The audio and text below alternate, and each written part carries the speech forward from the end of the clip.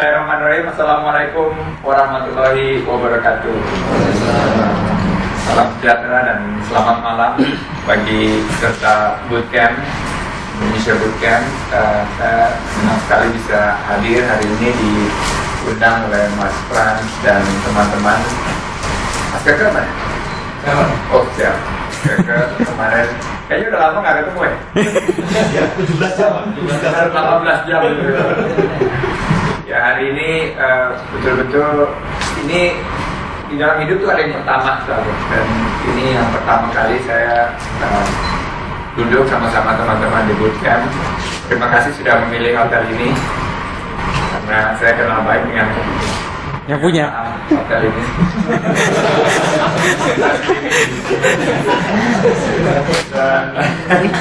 Diskonnya?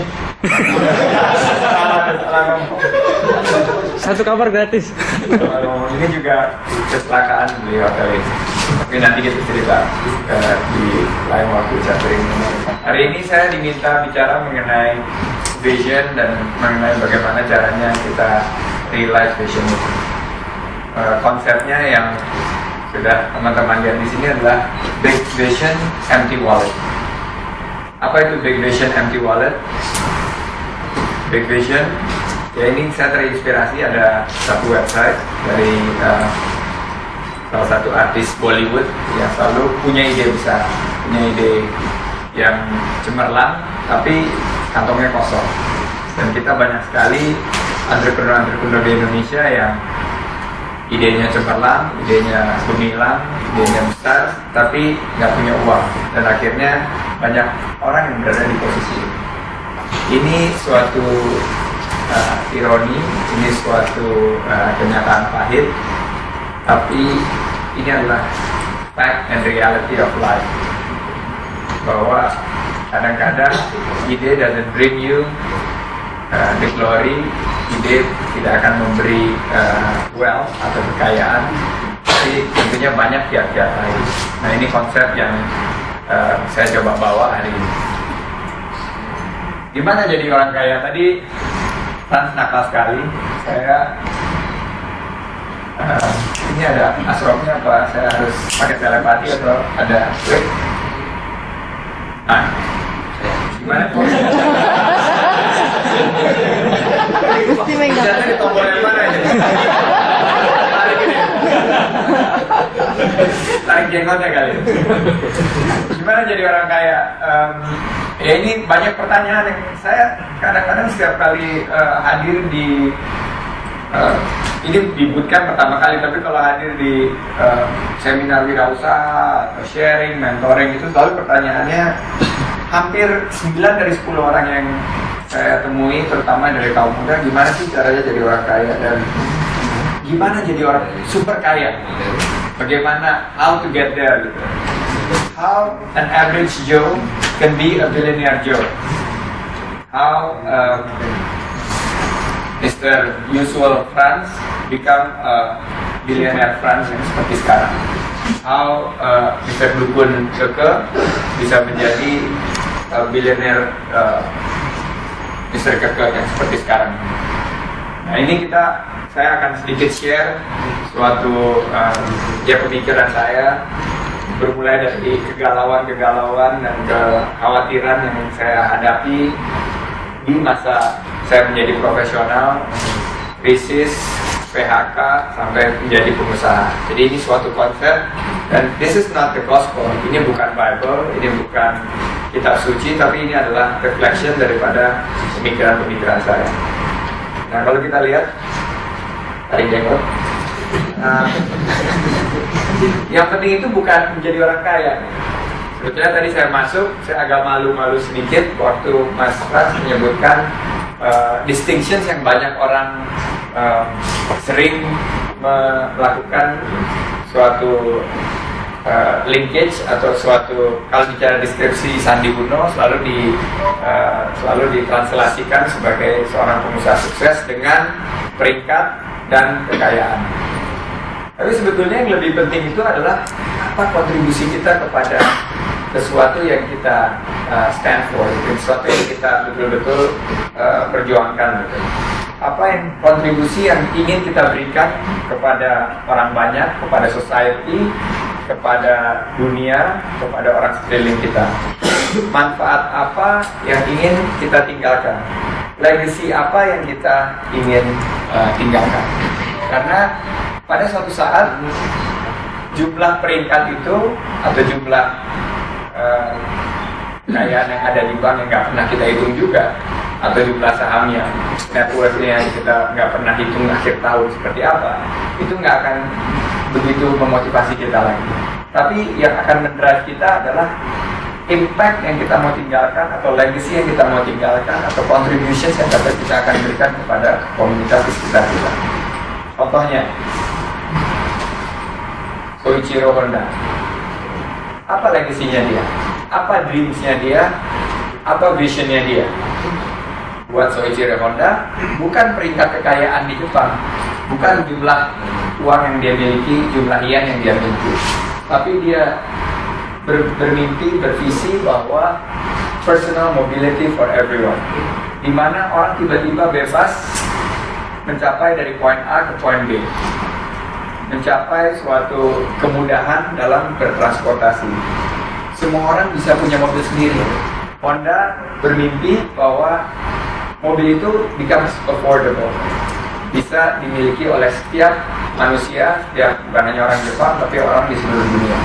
Ini visinya dia waktu dia memulai usahanya sebagai membuat mobil. Waktu itu selalu diketawain gitu. Kalau di Amerika mobil Honda itu selalu di mobil yang paling kualitasnya paling rendah, karena memang dia mencoba membuat Honda ini yang paling murah, karena visinya dia itu adalah personal mobility for everyone. Steve Jobs. Untuk Steve Jobs is computer for the rest of us. Jadi untuk Steve Jobs, bagaimana komputer yang tadinya barang mahal, barang langka, yang gedenya segede ruangan ini bisa dikecilkan menjadi kebutuhan semua orang, untuk membantu kerja, untuk meningkatkan efisiensi, untuk mendorong terjadinya suatu optimalisasi daripada kehidupan kita sehari-hari. Itu mimpinya dia. Dia nggak pernah bermimpi pada hari ini Apple, perusahaan Apple yang dia dirikan, dia tinggalkan, dan dia kembali lagi itu ternyata pada hari ini lebih besar market kapitalisasinya atau kapitalisasi pasarnya dibanding Microsoft, saingan terbesar. Untuk Tony Fernandes, untuk Tony Fernandes adalah bukan dia ingin menjadi seorang selebriti atau seorang yang paling kaya di Malaysia. Sekarang dia orang nomor 12 terkaya di Malaysia. Tapi mimpi dia adalah bagaimana membuat traveling atau air travel becomes affordable to all Malaysians. Dulu kalau kita pergi ke Kuala Lumpur, dari Kuala Lumpur ke Singapura itu kalau naik pesawat bisa $300-400. Dengan konsep yang dia kenalkan, Air Asia, dia tidak memikirkan vision lain, tapi vision bagaimana itu menjadi affordable. Tiba-tiba dari Kuala Lumpur ke Singapura sekarang bisa hanya $15 atau $15 Singapura, yang betul-betul nggak pernah dipikirkan sama orang. Itu visionnya dia. Ini dia.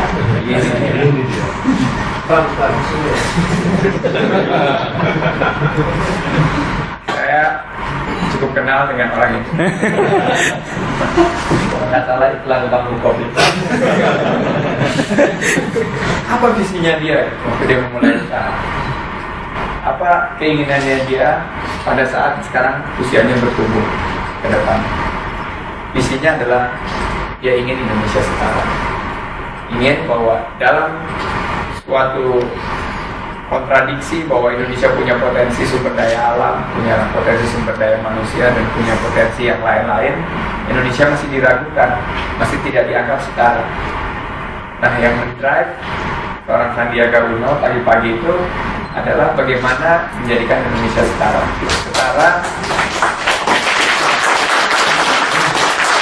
Setara antara realitas potensi dan setara terhadap sumber daya alam. Nah, kalau dia termotivasinya itu peringkat atau jumlah kekayaan yang dia miliki, dia nggak akan ada di sini hari ini. Dia lagi akan kejar deal-deal yang lain yang dia akan buat dan dia akan dapat. Dia akan coba beli lebih banyak tambang batu bara, dia akan coba lebih banyak membeli perusahaan lain dan mencoba melakukan financial engineering. Tapi karena keinginannya untuk membangun Indonesia setara, ya dia hadir di sini karena saya yakin, saya atau dia yakin bahwa the next billionaire itu ada di dalam ruangan ini.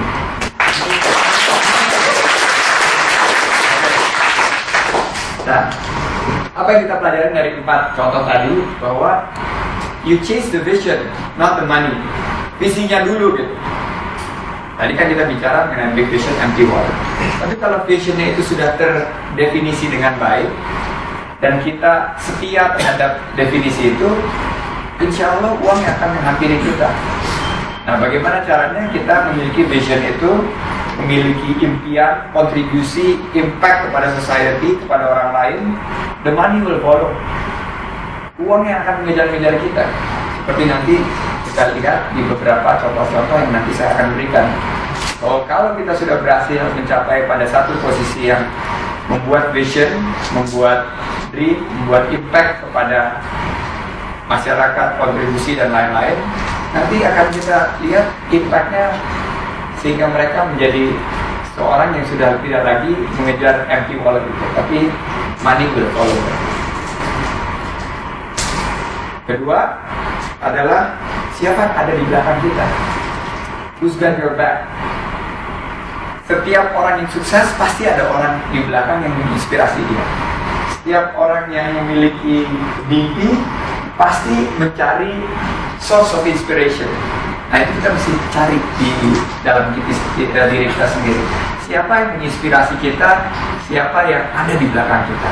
Bisa istri kita, bisa pacar, bisa bekas bos kita, bisa juga pemimpin dunia. Nah, ini harus kita cari, soul searching. Siapa yang ada di belakang kita? Now, how to make a billionaire? Karena saya nggak ngomong mengenai menjadi jutawan di sini, tapi menjadi miliarder, menjadi billionaire. Gimana caranya menembus glass ceiling atau glass ceiling itu, rumah-rumah kaca yang membatasi kita bahwa kita hanya ada di posisi ini. Nah, how to become a billionaire? Example nomor 1, Steve Jobs. Sekali lagi karena saya bawa Steve Jobs dibuang ibunya, ia dirawat oleh keluarga yang kelas menengah ke bawah. Bapaknya tidak lulus SMA, ibunya tidak lulus kuliah. Bagaimana seorang anak dari keluarga biasa-biasa bisa menjadi salah satu orang yang paling berpengaruh di dunia? Mari kita lihat cerita yang mengawali kesuksesan daripada Steve Jobs. Ternyata ada 2 orang yang sangat-sangat berpengaruh dalam kehidupan Steve Jobs, David Packard dan Bill Hewlett. Saat mengerjakan pekerjaan rumah pada kelas 2 SMP, Steve Jobs membutuhkan sebuah chip dan hanya diproduksi oleh HP. Keesokan harinya Steve Jobs membawa chip yang dibutuhkan oleh kelompoknya. Teman-temannya pada bertanya, dari mana kau dapat chip ini? Jawab Steve, dari Bill Hewlett. Bagaimana caranya kontak Bill Hewlett? Dan kamu apa kenal atau tidak sama Bill Hewlett? Saya telepon dia. Bagaimana caranya tahu nomornya Bill Hewlett? Ada tuh di Yellow Pages. Simple answers, simple approach. Saya telepon dia, saya telepon Bill Hewlett. Saya bicara 20 menit. Bukan hanya saya dapat chip itu, tapi saya mendapat tawaran summer job dari Hewlett and Packard, the first Silicon Valley billionaires, David Packard and Bill Hewlett. Jadi ini adalah bukti suatu ide yang sangat simpel bahwa kita bisa menembus batas kalau kita mau. Bagaimana kita mencoba mengkontak orang-orang yang sebetulnya selama ini serasa tidak approachable. Ternyata gampang, buka Yellow Pages, dapat nomornya, atau sekarang ada internet. Dari nomornya hubungin email mereka, impress mereka, tiba-tiba mendapat waktu 20 menit dan akhirnya bukan hanya mendapat chip tersebut, tapi juga bisa mendapatkan sama job. Berikutnya Atari. Ini mungkin you guys are growing old, nggak ada yang kenal Atari kan? Ada yang kenal Atari? Saya dulu waktu main video game itu, video gamenya Atari, tapi sempat hilang. Pada saat umur 17 tahun, si Steve Jobs ini datang ke kantor Atari dan mengemis pekerjaan, nggak dikasih. Dia tunggu di depan kantornya berhari-hari sampai satpamnya menyerah dan pergi menemui Nolan Bushnell, seorang bilioner yang menggawangi Atari. Dia berkata, "Bos, ini ada anak kecil mau minta kerja di depan." Bushnell bilang, "Suruh dia masuk." Akhirnya dia masuk. Bushnell tanya kepada Steve, "Mau apa kau?" "Saya mau kerja." "Bisa apa kau?" "Saya tidak bisa apa-apa." Jual tau. Tapi dia nggak bilang, "Saya tidak bisa apa-apa, tapi saya mau kerja." Kata-kata kuncinya adalah mau. Saya mau kerja.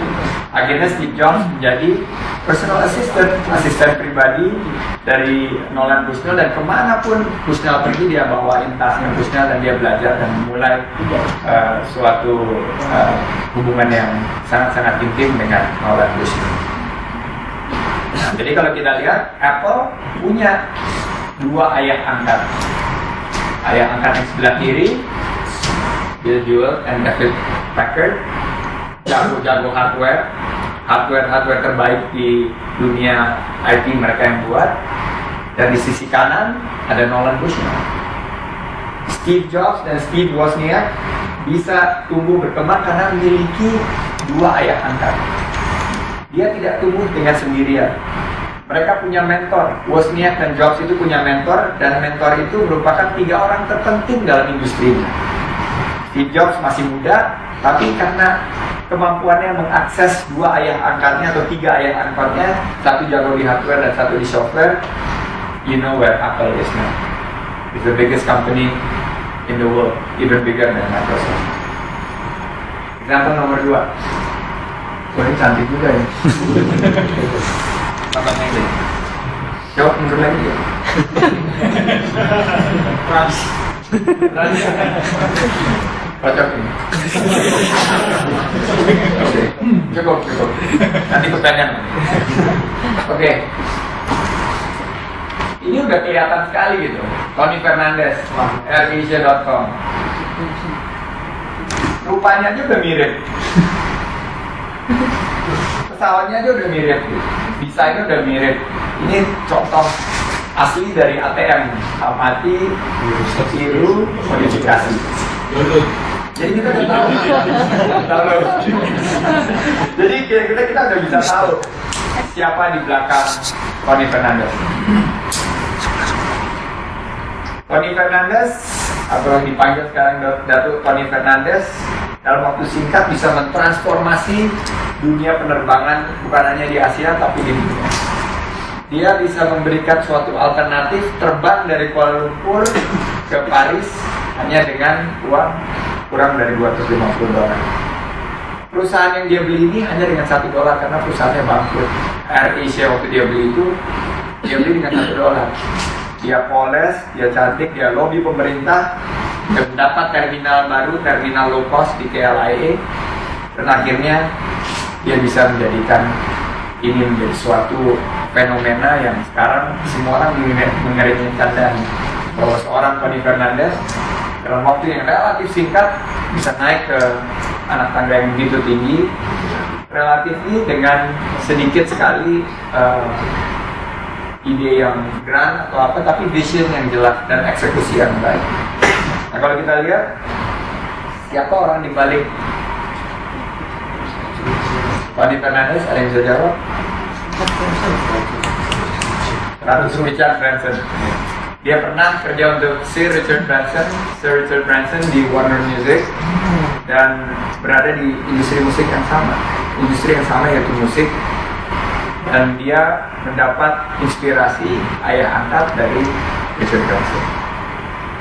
Sekali lagi membuktikan bahwa Tiap ada orang yang sukses, pasti ada yang menginspirasi dia, pasti ada yang menjadi ayah angkat. Nah ini IBC adalah Indonesian Bootcamp. Contoh ketiga saya ini bukan hanya menginspirasi kami di Kadin, tapi terlebih dia menginspirasi saya. Dalam 6 bulan terakhir saya kenal, saya sekarang mulai ikuti, saya minta tim saya research dia dan saya ingin tahu apa rahasia sukses dia.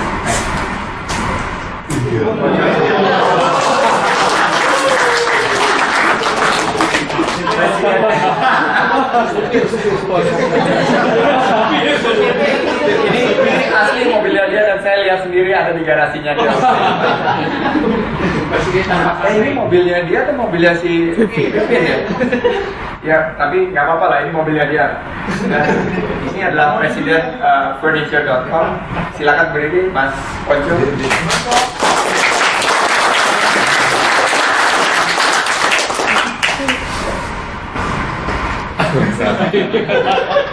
Aku ini si kepala sapi. Itu pekerjaan dari Ponco Sugierno. Saya ingin baca karena ini inspirasi saya sendiri. Ini tulisan dengan terus terang tulisan yang membuka hati saya. Jadi saya akan membaca sebagai the first person atau I. Ini Ponco Sugierno. Ketika saya kecil, saya adalah seorang gembala sapi di suatu desa bernama Kagungan Ratu. Saya suka nama desa itu. Sebuah desa yang ada di daerah Tulang Bawang, Lampung, daerah transmigrasi. Dari kecil sebelum sekolah sampai SMA, saya mengembalakan sapi. Di saat saya berada di padang rumput bersama 11 sapi saya sering berpikir, kalau besar nanti aku jadi apa ya? Masa selamanya aku jadi gembala sapi? Angan-angan saya sering berubah-ubah. Kadang saya berpikir, ingin jadi dokter. Kadang saya berpikir, ingin jadi musisi. Kadang saya berpikir, jadi seorang pengusaha seperti Sandiaga Uno. Oh salah. Itu karena saya modifikasi itu tadi dan download. Dan lagi-lagi itu hanya keinginan. Tapi keinginan itu terus ada sampai SMA. Dan cita-cita itu terus tidak menentu. Tapi kali ini keinginan untuk menjadi musisi sudah hilang. Karena skill musik saya nggak bertambah-tambah. Maklum hidup di desa. Sambil bekerja sebagai seorang administrasi dan merangkap keuangan, saya juga membuatkan website buat perusahaan yang saya gratisi. Dan saya juga membuat website saya pribadi yang berisi gambar-gambar mebel kejadian di tahun 2000 sebelum bulan Mei. Dalam waktu seminggu, website saya online kan, saya mendapat kontak dari Italia. Wah, saya sembunyi-sembunyi dengan orang perusahaan menjemput calon buyer tadi bersama teman saya yang satu ide di perusahaan. Ternyata nggak deal, gagal. Tapi saya sudah senang karena pernah mendatangkan orang Eropa melalui web saya. Selain saya jadi karyawan dan punya web sendiri, saya juga menerima jasa pembuatan website. Dan saya terlena dengan pekerjaan itu, dan fokus saya untuk memasarkan barang di website saya sendiri membengkalai selama 5 tahun. Saya tidak lagi mendatangkan calon pembeli dari website saya karena saya tidak concern mungkin ya. Hingga pada awal tahun 2005, saya dan teman-teman di PHK dari kerjaan. Ini yang menginspirasi saya karena saya juga pernah di PHK di tahun 1995. Eris Nugroho dan Ponco Sugierno menemui suatu titik balik, dan titik baliknya tersebut adalah begitu dia di PHK. Begitu dia di PHK, dia mendapatkan suatu second wish atau suatu titik picu untuk mengkatapult dia menjadi seorang pengusaha. Dan akhirnya cerita singkatnya Presiden Furniture.com lahir dan tambah maju sampai sekarang. Saya pernah hadir di workshop dia di Jepara. Ternyata dia sudah mempekerjakan 30 pengrajin furniture, dan tiap pengrajin furniture itu memiliki 25-50 karyawan. Kalau di total ada 1.500 karyawan. idea. Vision to impact. Apa visionnya? Keluar dari ngangon sapi. Apa impactnya? 1.500 orang sekarang ada di bawah Pojok Sudirman. Siapa di baliknya? Itu pabrik Pak Ponco. Saya sudah hadir. Ini mobil-mobil kami ke sana 2 minggu yang lalu. Ini kursi-kursi bukan mau nonton saya lagi visit. Ini kursi-kursi emang ada di situ. Yang di sini. Lagi dijemur atau lagi menunggu pembeli. Tapi ini workshopnya dia dan saya terus terang impress. Tepuk tangan untuk Mas. Orang di belakang dia tidak lain dan tidak bukan Pak Keke. Mana Pak? Ada yang silakan. Example nomor 4. Loh, kok dia lagi? Sandiaga Uno dan Sarah Toga. Ini kisah saya sendiri.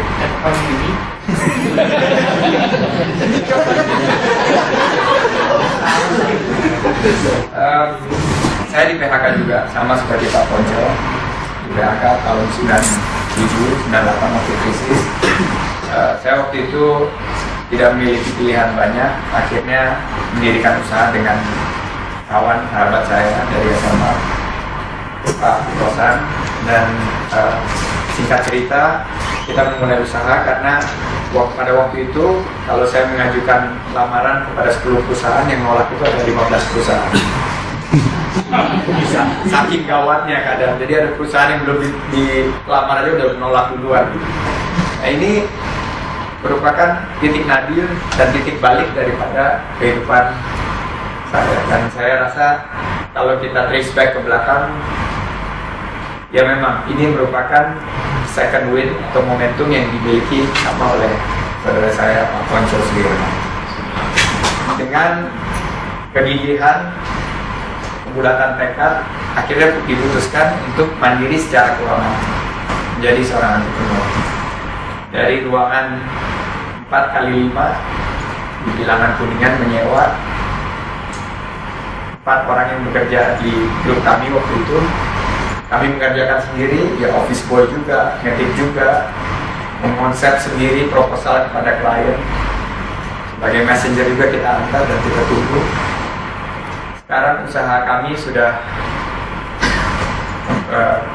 alhamdulillah dalam 12 tahun terakhir sudah bisa bertumbuh dan berkembang. Dan grup kami sekarang bukan hanya 4 orang, tapi sudah ada 20.000 karyawan yang tergabung. Nah, ini mungkin kisahnya nggak setragis Ponco dari ngangon sapi ke Presiden Virgil Telepon, tapi yang saya ingin ceritakan adalah ada benang merah di mana vision membawa impact, dan pada satu saat kita ada di posisi tersebut, kita tidak boleh lengah, karena kalau kita lengah kita akan kehilangan kesempatan tersebut. Your chance can only happen once. Kalau kita kehilangan chance itu, it will never come back. Jadi itu mesti kita selalu siap, begitu kesempatan itu datang harus kita raih. Siapa di belakang Sandi Uno? William Surajaya. William Surajaya ini mentor saya. Sama seperti Steve Jobs, saya juga merengek-rengek kepada William Surajaya. William Surajaya, saya perlu Om William, panggilnya Om. Waktu itu saya pegawai rendahan di Astra.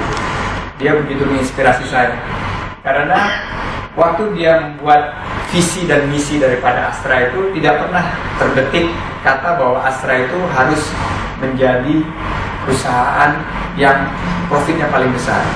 Astra harus menjadi perusahaan yang revenue-nya paling besar. Astra harus menjadi perusahaan yang nomor sekian di Indonesia. Tapi misinya dia pertama ini yang betul-betul menggugah hati saya.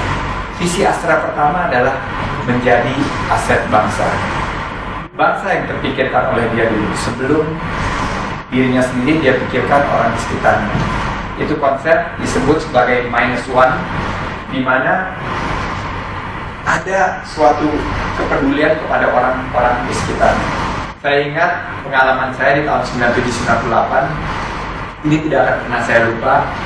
Waktu itu saya mentor kepada dia, setiap Sabtu saya dikasih waktu setengah jam untuk makan siang sama dia.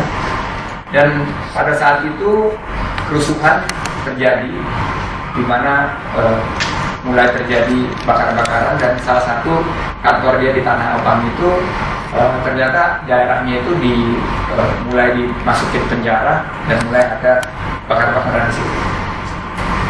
Ada utusan dari kantor tersebut datang melaporkan ke kita waktu kita lagi makan siang, menyatakan bahwa kita harus berterima kasih, alhamdulillah kepada Tuhan, puji Tuhan, bahwa di sekitar kita ruko-ruko dan toko-toko dan kantor-kantor di sekitar kita habis terbakar dan dijarah, tapi berkat mungkin pahala dan kebesaran hati Om William, kantor kita satu-satunya yang tidak dijarah, kantor kita satu-satunya yang tidak terbakar.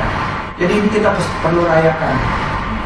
Saya ingat sekali mukanya Om William begitu memerah. Bukannya dia senyum, bukannya dia bahagia, tersenyum bersama-sama stafnya yang melaporkan ke dia, tapi dia mukanya memerah, menahan amarah.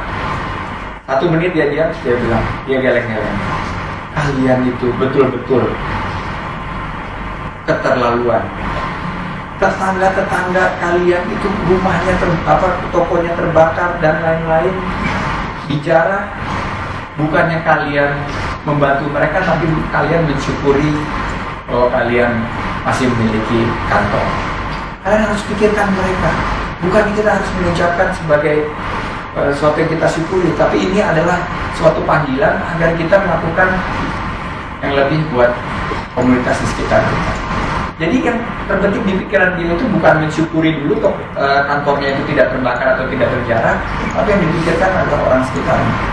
Nah, ini adalah visi dan keseharian dari William Sujaya, betul-betul menurut saya menjadikan saya betul-betul tergugah, dan begitu saya memulai usaha dan mulai meningkatkan usaha kami, impact kepada society atau menjadikan Indonesia lebih baik, menjadikan Indonesia yang setara itu menjadikan suatu motivasi yang buat saya lebih penting daripada membuat perusahaan kita lebih besar, lebih memiliki profit yang lebih tinggi dan menaikkan peringkat daripada perusahaan kami dalam kancah perekonomian Indonesia. Apa konsepnya? Nah, sekarang kalau kita lihat sudah ada tadi example, pasti ada konsep dari pelajaran-pelajaran atau example yang ada di atas. Ternyata satu adalah apprenticeship, atau sering kita sebut sebagai mentorship. Kadang-kadang lebih simpel lagi disebut sebagai nempel. Konsep daripada nempel ini atau apprenticeship pernah diberikan juga oleh Abdurrahman bin Auf, di mana beliau nempel kepada pedagang lain. Beliau belajar kepada pedagang lain. Nabi Muhammad juga Shallallahu Alaihi Wasallam juga menempel kepada pedagang-pedagang lain yang lebih sukses. Lama-kelamaan pedagang-pedagang lain itu bisa memberikan pelajaran dan inspirasi kepada kita yang junior. Jadi saya percaya konsep mentorship, konsep apprenticeship, dan konsep sponsoring itu adalah konsep yang tidak terpisahkan agar seorang bisa naik kelas dari jutawan menjadi miliarder. Mentor atau guru pembimbing betul-betul dibuktikan. Kalau kita belajar di sekolah tanpa guru, kita akan sulit sekali belajar matematika misalnya. Tapi karena ada gurunya, kita akan sangat mudah belajar matematika. Bisnis juga seperti itu. Kalau kita nyoba kepentok-kepentok, pasti akan sulit. Tapi kalau kita memiliki mentor, kita memiliki komunitas seperti bootcamp ini, yang ada beberapa mentor di sini, akan terasa lebih mudah untuk tentunya bertumbuh dan berkembang. Kunci apprenticeship itu apa? Karena nggak gampang untuk mendapatkan apprenticeship. Susah sekali gitu. Kita ketok pintu ke Bob Sadino atau kita ketok pintu ke Ciputra. Pasti kita akan seperti tadi Steve Jobs dengan Nolan Bushnell, pasti akan disuruh pulang. Tapi kita bisa mendapatkan yang terbaik. Saya yakin kalau kita mau, kita pasti bisa. Satu, kejujuran. We have to be true to ourselves.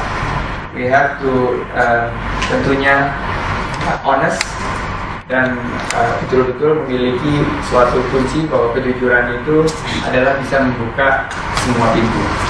Nah, ini juga ada beberapa mentor bisnis yang mulai suatu hubungan dengan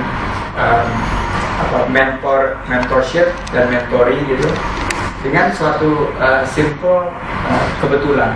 Tapi kalau bisa kita menggariskan suatu kejujuran, akan sangat mudah untuk mendapatkan mentor tersebut. Ada beberapa konsep yang saya ingin garis bawahi. Salah satunya memang konsep saya sendiri dengan William Surajaya. Saya waktu itu jujur, datang ke dia, saya bilang, Om, saya ingin belajar, saya ingin betul-betul berguru sama Om. Dia tanya apa motivasi kami.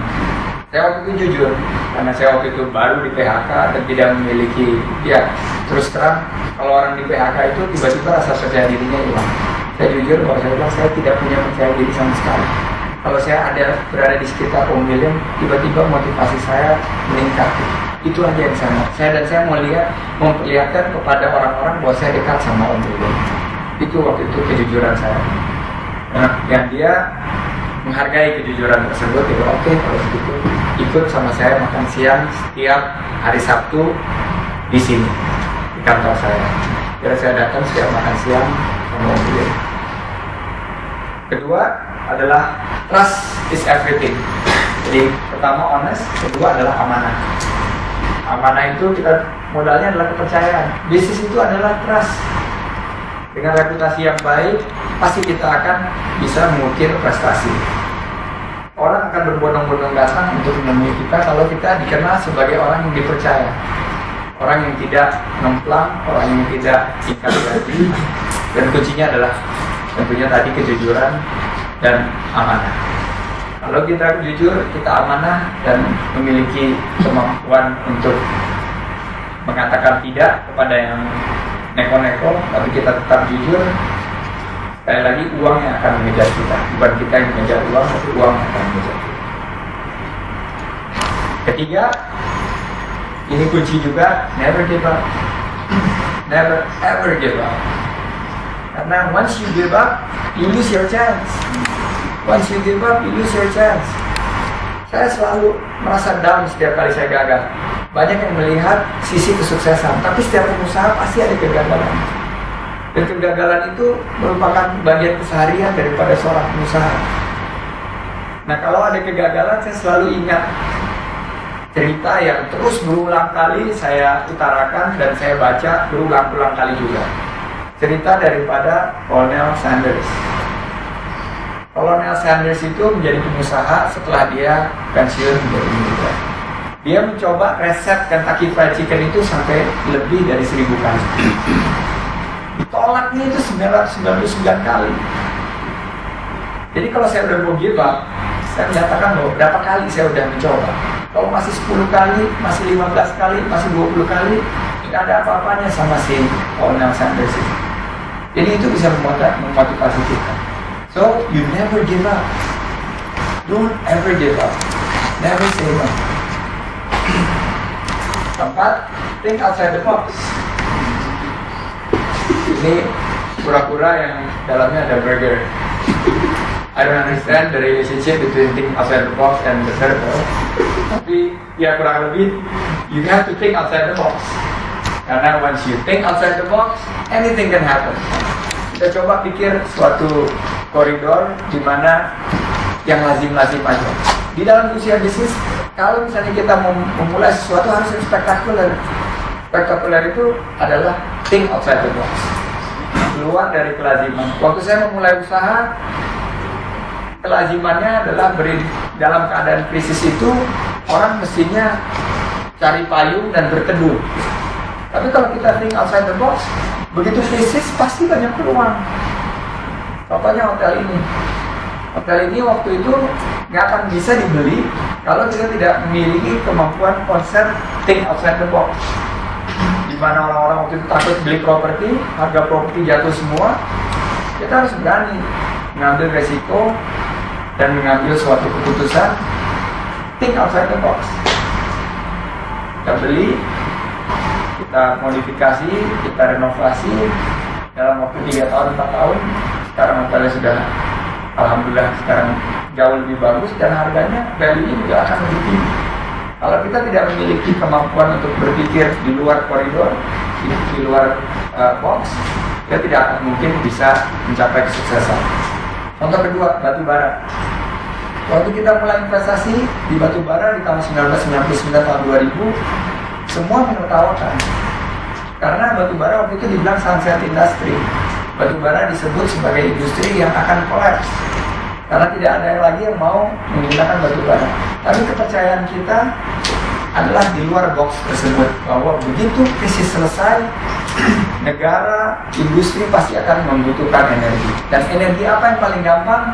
Energi batu bara. Itu kepercayaan kita. Kita mulai investasi tahun 2000, bank tidak ada yang percaya kepada kita. Kita coba galang dana melalui teman-teman, melalui investor dari luar negeri. 2001, 2002 harga mulai meningkat, 2003, 2004, 2005 begitu recovery, ternyata harga batu bara naik 3-4 kali lipat. Investasi awal yang kita buat sekarang sudah naik hampir 80 kali lipat nilainya dibanding waktu kita beli. Perusahaan yang kita beli waktu itu merupakan perusahaan nggak masuk 500 besar perusahaan di Indonesia. Sekarang perusahaan ini masuk ke dalam top 10 Adaro Energy, dalam top 10 perusahaan terbesar dalam bursa efek Indonesia. Nah, ini yang kita lihat bagaimana caranya kalau konsep think outside the box ini kita terapkan, dan true to the nature, kita nggak mudah dipengaruhi. Kalau kita percaya bahwa vision itu adalah yang benar, insya Allah usahanya akan sampai. Kuncinya apakah kita mau, apakah kita jujur, apakah kita trust. Because trust is everything and never give up, and think outside the box. Jadi dengan itu saya ingin tutup sharing ini. Saya terbuka untuk diskusi. Tapi guys, I believe bahwa dalam ruangan ini mustahil kalau tidak lahir 5 atau 6 miliuner dalam jangka 5. Terima kasih. Assalamualaikum warahmatullahi wabarakatuh.